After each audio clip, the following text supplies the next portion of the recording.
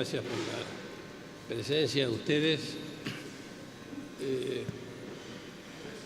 Yo estoy muy honrado de compartir este panel con los catedráticos que nos visitan de España y con la doctora que también nos va a enriquecer con su propuesta.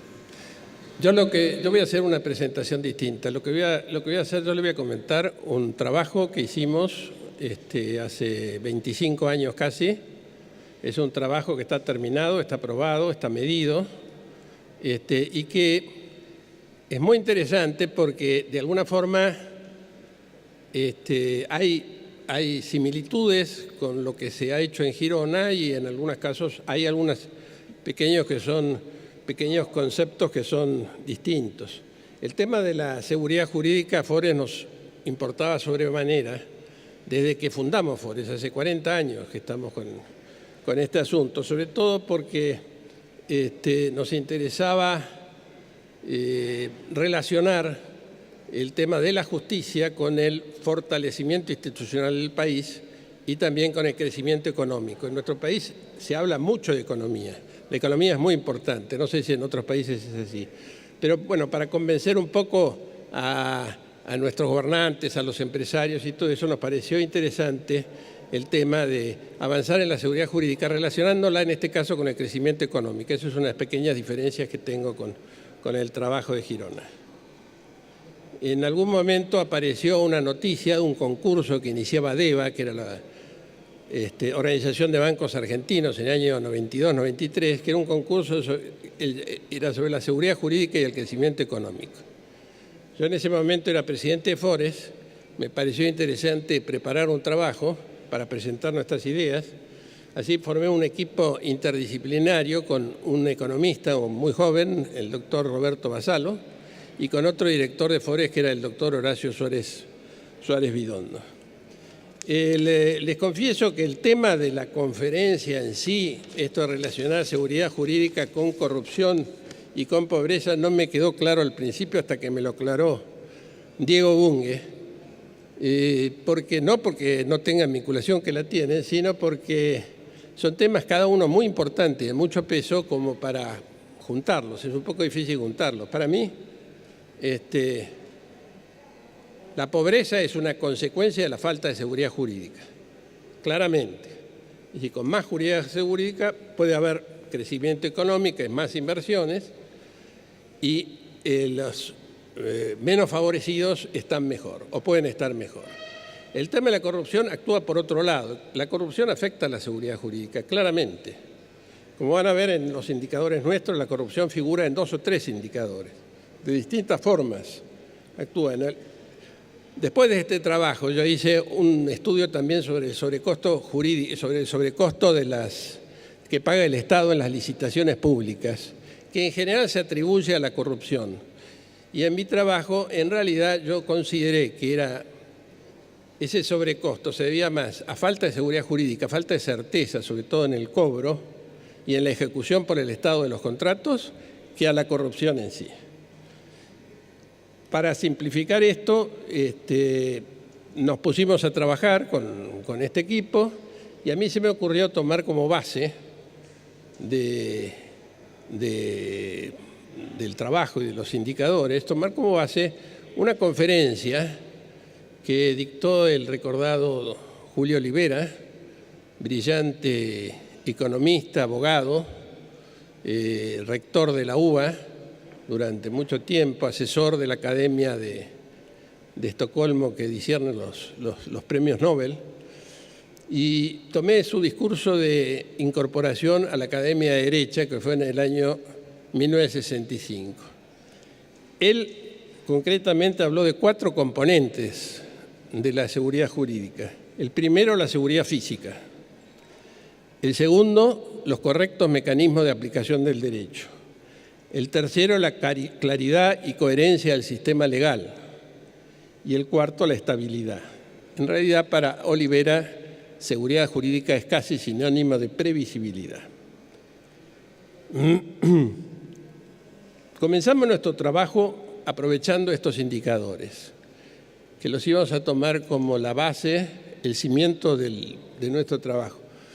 Lo que no sabíamos es qué incidencia cada uno de estos indicadores debía tener en la medición del nivel de seguridad jurídica. Y como no nos dio ninguna pista en su conferencia, Olivera, lo que hicimos es asignarle a cada trabajo la misma proporción, es decir, un 25% a cada uno. Luego hicimos algo muy parecido a lo que hicieron en Girona.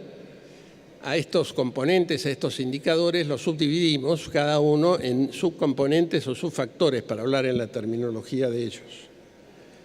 Y así, con estos subfactores, que eran varios cada uno, a ellos sí les asignamos una calificación según nuestro propio criterio.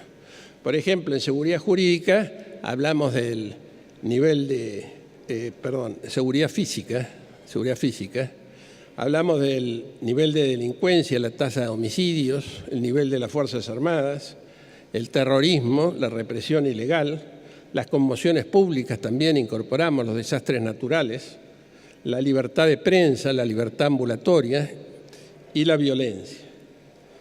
En cuanto a los correctos mecanismos de aplicación del derecho, hablamos del sistema judicial, del nivel de la abogacía, del acceso a la justicia, de los sistemas alternativos de administración de resolución de conflictos, de la justicia administrativa y del Estado en juicio. En cuanto a la claridad y coherencia del sistema legal, hablamos de la vigencia de la pirámide jurídica, de la inflación legislativa que ayer mencionaron, la desregulación, la anomia, el uso adecuado del veto presidencial y varios otros componentes. Finalmente, en cuanto a la estabilidad, hablamos de la continuidad de los gobiernos, básicamente de la continuidad de las políticas de Estado. Hablamos, como un componente muy importante en nuestro país, hablamos de la inflación y también hablamos de la alta presión impositiva, de la alta evasión, expropiaciones y confiscaciones. El resultado de todo esto fue una planilla que volcamos en una planilla Excel. Cada uno de estos subcomponentes daba el nivel del componente principal y sumados estos nos daba el nivel o un porcentaje de seguridad jurídica en el país. Con dos años de trabajo, con 2 décadas ya de trabajo, yo he estado revisando estos antecedentes. En este momento agregaría respecto a la seguridad física el problema de las drogas.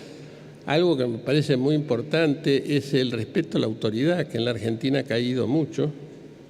En cuanto a la aplicación del mecanismo de aplicación del derecho, nos encontramos hoy en día en la Argentina con gravísimas acusaciones contra el presidente de la Corte Suprema de Justicia, contra la Procuradora General de la Nación y acusaciones de corrupción contra el Consejo de Magistratura, es decir, las 3 autoridades máximas del sistema judicial. En cuanto a la claridad y coherencia de las normas, hablamos de cambios bruscos que hemos tenido, la reforma constitucional del año 94 y el reciente cambio de sustitución del Código Civil que nos regía desde el siglo pasado. Y en cuanto a la estabilidad, hablamos o agregaría señales contradictorias que se están dando en el gobierno. Por ejemplo, esto que se está haciendo ahora de dar carta de ciudadanía y de favorecer a las ocupaciones ilegales. Así que se instala el gobierno en la ciudad en una villa que ha sido tomada, ha sido producto de una ocupación ilegal o inclusive el BID. Recientemente el doctor Astarloa nos hablaba de la Villa Rodrigo Bueno y de alguna forma me parece que esto, que me parece muy positivo en algún aspecto, también hay que ver cómo contrasta con aquella gente muy pobre que también se ha roto el lomo para comprarse un lotecito. 2 palabras finales, porque me están pasando un papelito. Con esta planilla lo que hicimos, la tenemos que someter a algunas pruebas. Los indicadores que nosotros habíamos propuesto y la calificación los sometimos a varios focus group. Después a mí se me ocurrió aplicar para el pasado estas planillas para ver qué resultados obteníamos.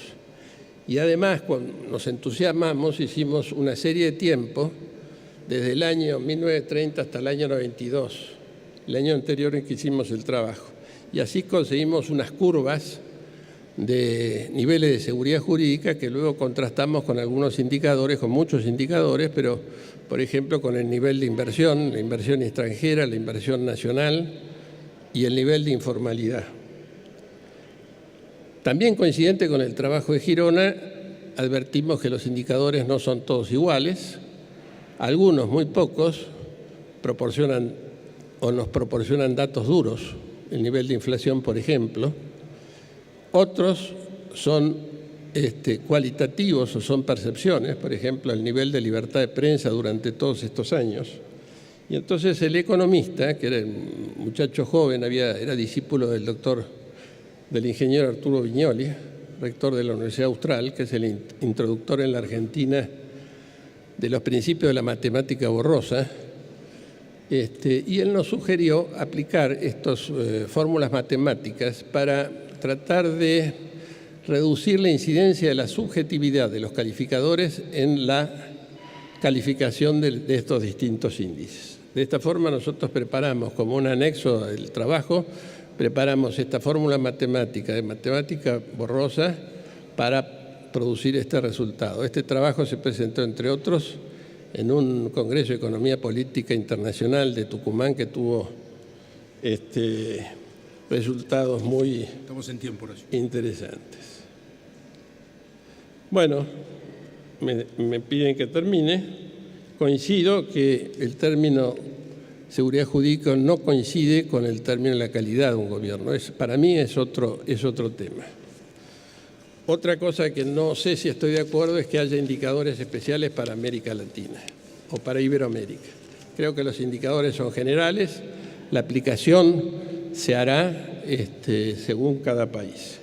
Y bueno, termino celebrando la iniciativa de la Universidad de Girona de dar continuidad a este trabajo, digamos, crear una oficina especial, y les agradezco mucho la atención y la paciencia que han tenido conmigo.